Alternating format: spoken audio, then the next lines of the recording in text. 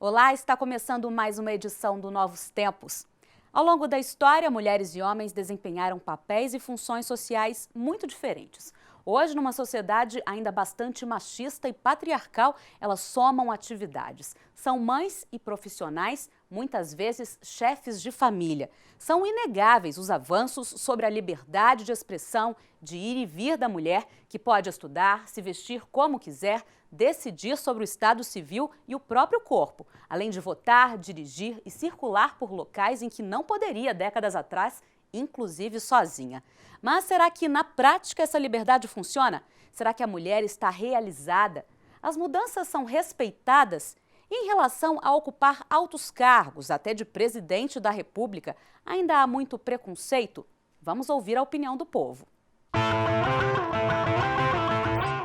Ela deve fazer de tudo que ela se sente bem. Se ela acha melhor ficar em casa, que fique em casa. Agora, se ela acha melhor que tem que trabalhar, tem que trabalhar. Vaidosa. Batalhadora. Acho que hoje a mulher tá saindo mais. Mulher hoje em dia tá trabalhando muito, tem mulher que trabalha muito mais que homem hoje em dia. Eu acho que a mulher tem que ser independente, tem que estudar, trabalhar. Hoje em dia ela pode ser considerada lutadora igual homem. Ela tem seu espaço, ela pode trabalhar, ela pode fazer o que quiser, ela pode ser totalmente independente. E para falar mais sobre essa mulher dos novos tempos, está aqui conosco a professora Lúcia Lamonier, do Departamento de Ciências Sociais da PUC Minas. Seja muito bem-vinda, professora. Eu que agradeço a oportunidade. E é uma alegria recebê-la aqui no Novos Tempos, conversar sobre uma temática tão importante como essa. Lúcia. Pois é, para mim também, né? Eu acho que aqui é um espaço mesmo para o debate, para que a gente possa ampliar as ideias. Eu agradeço muito a oportunidade. Então, Lúcia, para começar nossa conversa sobre a mulher dos novos tempos, recorda para nós, por favor, quais foram as principais conquistas da mulher nos últimos tempos? Nossa, são inúmeras, né?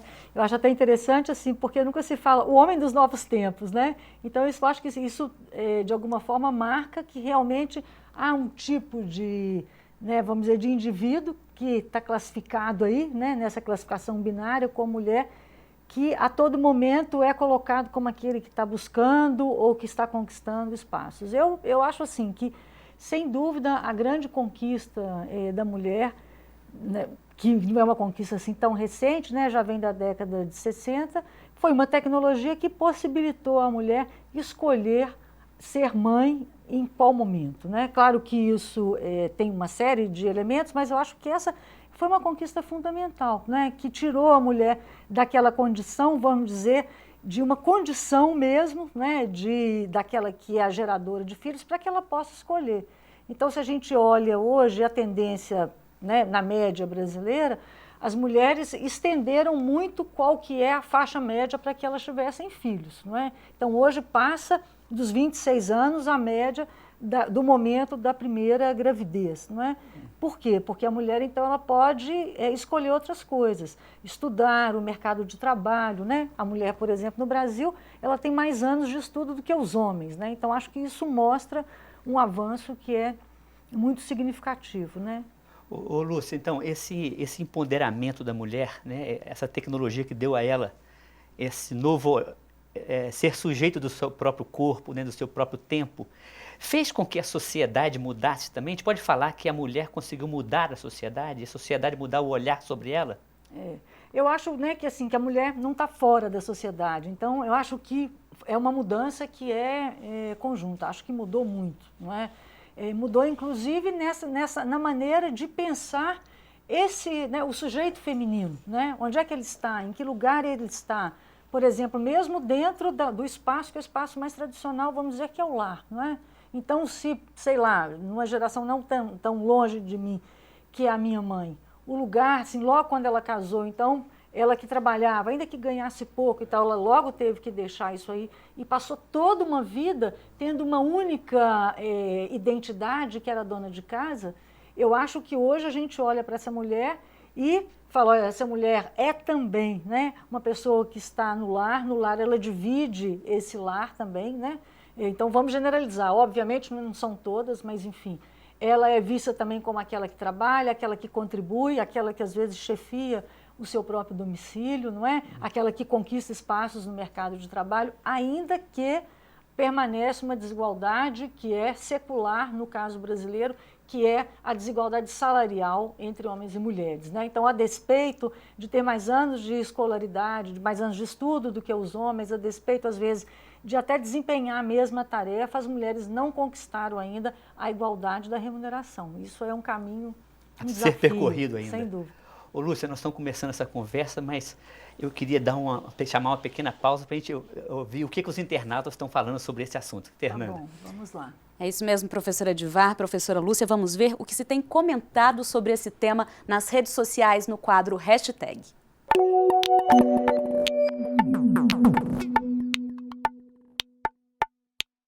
Então, um primeiro comentário fala assim: a liberdade existe, mas nem sempre é aceita. Hashtag machismo e feminismo.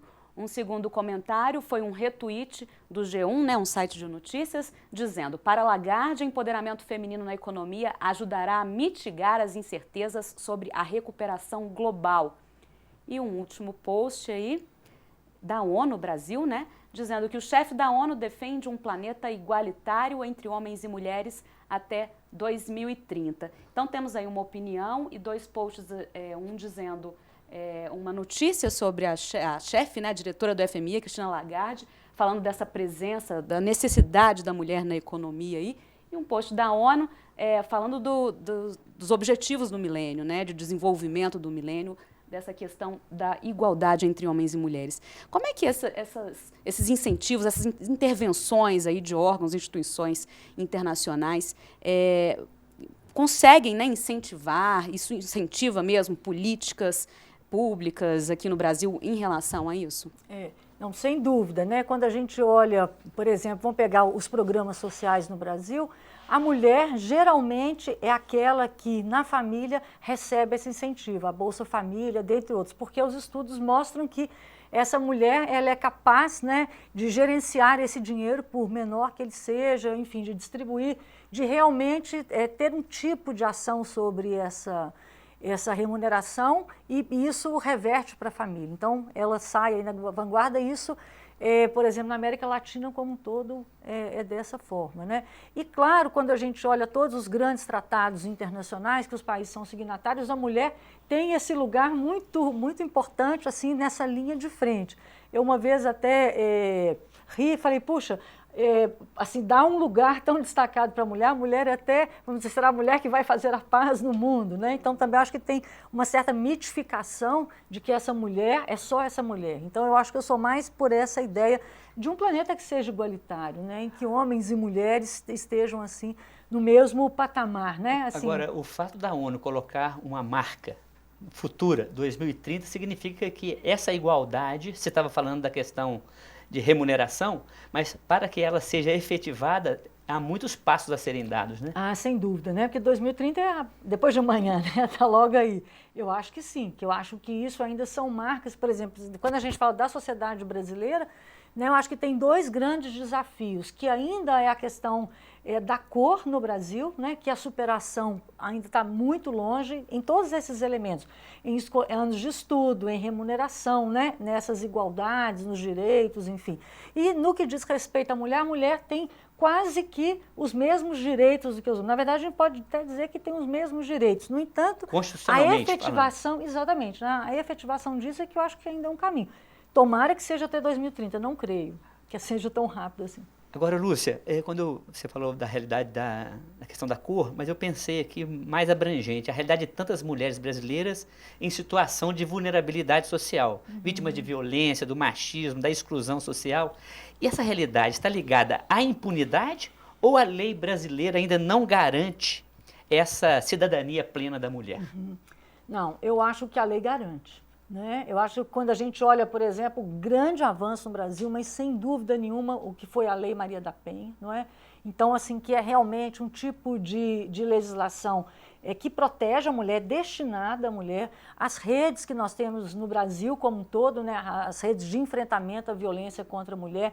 Então, no Brasil, a gente tem muitas políticas. Agora, a questão dessa vulnerabilidade, sobretudo a violência, é uma questão que a gente não garante só por uma dimensão legal, não é? Então, há também uma cultura, há também valores. E isso é muito complexo, né? Então, por exemplo, às vezes, mesmo mulheres em situação de violência, há ali naquela violência uma coisa muito ambígua, porque você está numa relação que tem afeto, mas é uma relação que te machuca, por exemplo. Então, também, o ciclo da violência, não é? Ele é muito complexo e ele não é uma questão só de legislação. Acho que é um trabalho mesmo de valores na cultura contra essa violência. Nós estávamos conversando no intervalo, né, do portal GLDs, que trabalha muito essas situações gerais. Mas eu gostaria de te perguntar, a mulher hoje, na sociedade brasileira, ela é consciente dos seus direitos, dos seus deveres? E, por exemplo, uma vez que eles sejam violados, ela sabe a quem recorrer, fazer valer os seus direitos? Eu acho que hoje sim. Isso eu também acho que foi uma conquista da sociedade brasileira, sobretudo a partir da Lei Maria da Penha. Então, há muito pouco tempo, né, eu fiz um estudo assim, para um aplicativo, que será um aplicativo que vai ser lançado para mulheres em situação de violência, e foi muito curioso perceber que, inclusive, hoje, quanto mais jovem essa mulher, mais ela tem consciência, né? As escolas, sobretudo as escolas públicas, as palestras que têm sido feitas, então, é muito curioso, assim, uma mulher sabe pelo menos para onde correr. Antes você nem sabia, né? Mesmo que você não tenha clareza de tudo que a lei te garante e te exige também, né? Mas você sabe que você vai ter ali uma delegacia e que se você se deslocar e pedir proteção, você vai ter proteção. Então, acho que isso, sem dúvida, a gente tem que realmente, acho que o Brasil é um destaque nesse sentido, viu? O que foi a Lei Maria da Penha e a Secretaria, né, de Políticas para Mulheres, eu acho que foi, nossa, uma coisa maravilhosa que foi criada aí, né, no governo da presidenta Dilma. Eu acho que realmente é uma conquista. Nós estamos no meio da conversa, mas estamos, já me avisaram que está na hora do nosso intervalo. Tá. A gente vai fazer uma breve pausa e voltamos breve. Tá, certo. Fernanda? É isso mesmo. Daqui a pouco a gente volta com a nossa entrevista com a professora Lúcia Lamounier. Não saia daí.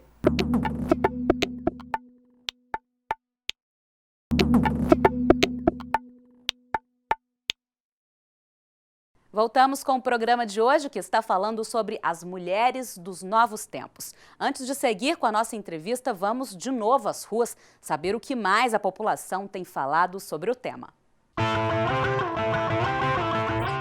É a mulher guerreira, né, batalhadora, que trabalha muito. Muitas criam os filhos sozinhos, muitas carregam a família nas costas. Que a mulher tem que ser... exigir respeito da sociedade. Que trabalha, que estuda, que cuida da casa. Trabalhei a vida toda, estudei, formei uma filha. Procurar cada vez mais crescer em termos assim, de trabalho, profissional, educação. Professora, a gente vê aí opiniões muito diferentes em relação a esse tema, essa mulher dos novos tempos, inclusive dizendo que ela já tem essa liberdade, mas que essa liberdade nem sempre é aceita. Como é que está isso? Isso também eu acho que, né, que está relacionado com aquilo que nós falamos sobre essa dimensão que é dos valores e da cultura. Né? Claro que a gente ainda tem mulheres que enfrentam determinadas questões relativas à sua autonomia. Por exemplo, a forma dela se vestir, não. Com essa roupa você não vai comigo, né? Não, você... Então, tem determinados elementos que acabam, vamos dizer, comprometendo aquilo que a princípio ninguém fala com o homem. Não, com essa roupa aí você não vai, não é? Ninguém fala isso com o homem. Uma mulher nunca se dirige a um homem dessa forma. Mas a mulher, frequentemente, seja com o pai, com o irmão, com o namorado, depois com os companheiros, enfim, ela enfrenta isso. Então, acho que também passa por essa questão. Situações que a gente não vai resolver com uma legislação, mas vai resolver com um processo cultural, exatamente, a cultura de busca machista, dessa autonomia. A cultura machista está mais viva do É muito que forte, tudo, né? Forte, é muito né? forte, sem dúvida. Né? Isso é uma montanha para a gente poder, né, transpor, sem dúvida. Então, Lúcia, eu gostaria da gente continuar essa conversa falando um pouquinho sobre a questão de gênero. Quer dizer, o que é a questão de gênero? Porque quando a gente fala de gênero, muitas pessoas colocam em questão, não vê com bons olhos, chama de ideologia de gênero. Qual foi a contribuição da reflexão de gênero para que a mulher conquistasse essa sua caminhada linda de reconhecimento dela mesma, né, e da sociedade? Olha, né, é uma pergunta difícil de responder tão rapidamente, né? Tem toda uma linha teórica grande sobre isso, mas eu acho que a gente tem que pensar o seguinte, que a discussão de gênero no momento contemporâneo é muito importante, porque também retira desse lugar tão binário que os sujeitos são masculinos ou femininos, né? Então, acho que abre espaço para uma prática de liberdade em relação ao ser, né? Em relação ao sujeito, a maneira como ele vivencia a sua sexualidade e a maneira como ele pode vivenciar a sua identidade também. Eu acho que isso é muito importante, né? Sem que você seja colocado como um sujeito desviante, sem que você vivencie todas as questões que são até, né, psíquicas em relação a essa, vamos dizer, a um deslocamento. Puxa, né, não estou nem aqui, então eu devo ser alguém muito feio e tal, tal. Então, acho que essa contribuição, a abertura de questões que estão também para além da mulher, né? Então, eu acho que tem direitos aí que estão relacionados exatamente aos gêneros, aos transgêneros, não é? A forma de você vivenciar a sua sexualidade, não é? E não só essa forma binária, quer dizer, o que é a ideia da orientação sexual. Então, eu acho que esse é um outro grande momento na sociedade contemporânea, né? Uma sociedade que seja mais plural para a vivência dos gêneros. Tem uma teórica, né, a Judith Butler, ela tem uma frase que ainda que seja complexa, mas eu vou falar, ela vai dizer: o gênero é o sujeito em ato, né? Ou seja, aquilo que faz a dimensão do gênero é a experiência, as situações com as quais você se defronta, não é? Não é uma essência, essa é a essência feminina, essa é a essência masculina. Que os indivíduos, os sujeitos, né, eles se deslocam também nesses lugares. Olha, às vezes você tem, né, uma mãe e menino, vamos dizer assim, uma mãe e pai, um pai e mãe, enfim, né, esses elementos aí, isso não tira de nenhum desses sujeitos, não os deixa menor, pelo contrário, né, eu acho que amplia as vivências, né, essa ideia de gênero. Me corrija se eu estiver enganado, mas quando a gente se debruça sobre a reflexão de gênero, parece que o peso do biológico como algo determinante, ele perde sua força e você olha mais para a questão social, a construção da identidade, das relações que se estabelecem, isso que você falou, né, do vivido, e a gente percebe que o ser homem, ser mulher, né, é algo que é construído, não é algo dado pela natureza, é isso mesmo? É exatamente isso, né? Essa é a grande questão, a gente retirar as essências absolutas, né? Olha, isso é essencial, isso é próprio de, né? Porque se a gente está falando de sociedade, então a gente está falando de construções que são sociais, não é? Então, são os homens em relações, e as relações constroem as ideias, não é? Inclusive as ideias do que é o essencial. Então, acho que isso é bem importante. Eu estou me lembrando, o modo de você falar, do meu curso de filosofia, quando um professor trouxe a contribuição do pensamento de Simone de Beauvoir, onde ela, se não me engano, no seu livro O Segundo Sexo, né? O Segundo Sexo. É onde ela falava que ninguém nasce mulher, torna-se mulher. É isso mesmo? Né? Essa é a ideia da Simone de Beauvoir. Quer dizer, que se há um sujeito mulher, né, ou o sujeito do feminino, não é algo com o qual você nasceu, mas como é que socialmente foi sendo construído lugares masculinos e lugares femininos, né? E a Judith Butler até avança, né, e critica a Simone de Beauvoir, dizendo mais ainda que essa ideia do que seria esse torna-se mulher, seria uma ideia de que há realmente uma mulher para a qual você pode se direcionar, né? Socialmente. Ela vai dizer, não, nem isso existe. Né? Existe uma complexidade muito maior que é a dimensão da experiência, que é a vivência na experiência que vai indicar o que é o sentido de mulher, o sentido de homem, um sentido trans e por aí vai. Agora, essa reflexão, ela já chegou a todos os níveis sociais? Ou a gente percebe que há muitas demandas ainda nos meios populares dessa consciência nova chegar à mulher? Olha, eu acho que não é só uma questão, né, dos meios populares ou não populares. Eu acho que essa discussão ela está chegando para todo mundo, né, para todos os lugares. É claro que em determinadas situações, talvez os enfrentamentos são mais radicalizados. E eu, às vezes, até acho que, por exemplo, dependendo da classe social, se ela é uma classe social mais alta, talvez isso seja até mais difícil, curiosamente, em determinadas gerações. Quando a gente olha para os nossos alunos, como que essa vivência já é muito mais simples, não é? Então, a gente hoje vê vários casais na universidade que já não são, por exemplo, né, somente homens e mulheres. Então, a gente hoje isso está muito plural. Agora, se você vai também nas escolas públicas, eu acho que isso também está posto. Agora, esse enfrentamento e essa discussão, ela...